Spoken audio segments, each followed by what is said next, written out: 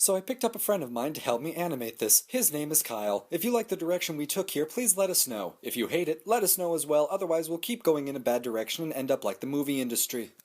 I believe for this episode I will tell you a story that will entertain you as well as educate you. Come sit on my lap. Yes, that is a Warhammer 40k meme, and this show is a Warhammer 40k discovery story, which I will now liken to the discovery of peanut butter. Ah, yum yum yum yum yum yum. When I was 10 years old, my grandmother Hagridon purchased me this Dark Imperium. Will you just look at this? Does this seem appropriate for a 10-year-old? Really lets you know what she thought of me at the time, huh?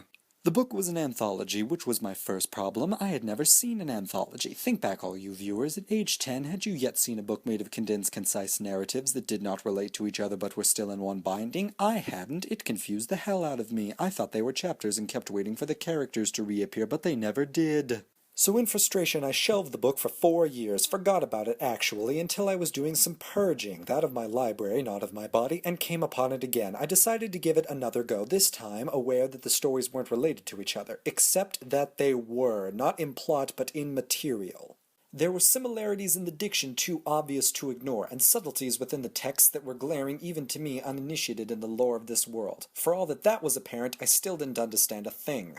See, short stories are like the manual for an automobile. People expect you to know your way around a car and only be confused by the finer points of the system. Warhammer 40k short stories have replaced the manual with a small child indoctrinated by the Sufis and have also coated the steering wheel in sugar and fire ants. As you desperately try to keep control of an automobile careening down the highway at 75 miles an hour while fire ants are eating into your flesh, the small child is ranting about a god emperor of mankind you're supposed to bow down to, his imperium that spans the Milky Way galaxy and is set upon by heretics, chaos, and aliens, and something called Space Marines, the Avenging Angels, in the form of absolute death. Then there were specifics like Orcs, Elder, Nurgle, and Karn laced in there. Those Warhammer 40k fans are like, cool! Those who aren't are like, and at that time I was one of the latter. I had a complete lack of idea, what the authors clearly assumed I had prior knowledge of, but I was intrigued. I wanted to know how these dissimilar lines of plot all had identical background. I was determined to puzzle this out. I was at a disadvantage, though, for I thought the book to be unique.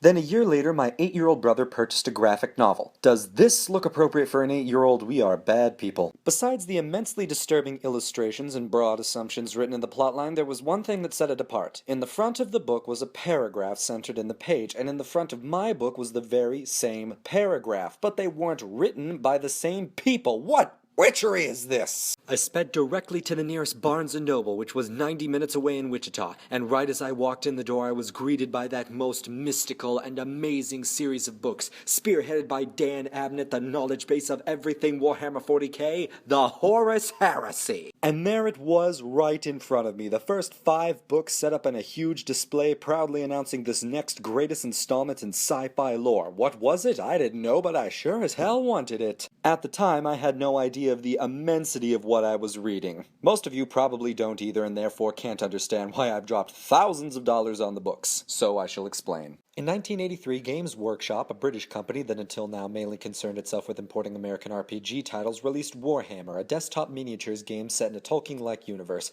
Players could choose from a number of races, humans, orcs, elves, or chaos, and duke it out with small plastic figures in a mathematical battle of tactical genius. Later pen and paper RPG installments were released, set almost identical in mechanics to D&D, but with its own flair and style and lore. Then in 1987, Games Workshop released another series called Warhammer 40,000, spearheaded by Rogue Trader. In all truthfulness, it was identical to Warhammer the original, save for the fact that it was hardcore sci-fi and spanned the galaxy instead of a planet. It was to become the greatest joy of gamers worldwide. Set within the grim darkness of the future where there was only war, players can choose from the same basic races, but with a whole new range of weapons, vehicles, and most importantly, locations. Rogue Trader came complete with maps of the Coronis Expanse, a dangerous region of space near the halo stars of the Calixis sector, very much a haven for pirates and those fleeing the justice of the Administratum and the Arbites. What does any of that mean? Well, don't worry, that's what the rulebooks talk about. Much of the canon lore for modern-day Warhammer 40,000 comes from these books and later installments. What one gathered was that though humanity had conquered much of the Milky Way galaxy, they are beset upon from all sides by vile aliens, warp-spawned demons, religious heretics, and succession from within the ranks. And their beloved god, Emperor of Mankind, was trapped near death on his golden throne in a constant state of vigil against the enemies of chaos. While the rulebooks and supplements contained lore that was breathtaking in scope, it could be said to be sometimes dry, as it gave mostly facts of a galaxy burned through perpetual war. So we fixed that. Skip ahead to 1997. Black Library Publishing hooked up with Games Workshop, and the resulting love child was dubbed Inferno Magazine, a sci-fi fantasy publication that promoted their products in the form of ad short stories and comics. It was the latter two that were most important, for they were eventually compiled into these, anthologies of those monthly release treasures. Though the magazine was eventually taken out of publication, the Black Library was not finished. The core of authors who worked on it had been assembled and given leave to begin proper novels set within the Warhammer 40k megaverse. Earliest to come were Abnett's Gaunt's Ghosts and William King's Space Wolves. Over the next 15 years, more novels would come out than it was possible to count, but damn, that never stopped me from trying. I currently own over 150 of them, and that's not even half. But they aren't satisfied with the huge book and game sales. No, sir. Several major RTS titles have been released. A third-person shooter, a D&D Online-esque series, and even a movie. But of course we won't talk about the movie because it's an unholy abomination. Anyways, that's how I became acquainted with and completely enthralled to the greatest sci-fi series of all time. Feel free to leave a comment below on this hot-button topic or email me at jagocivitar@gmail.com. One more shout-out to Kyle and a brief pause of remembrance for Tim Gunn.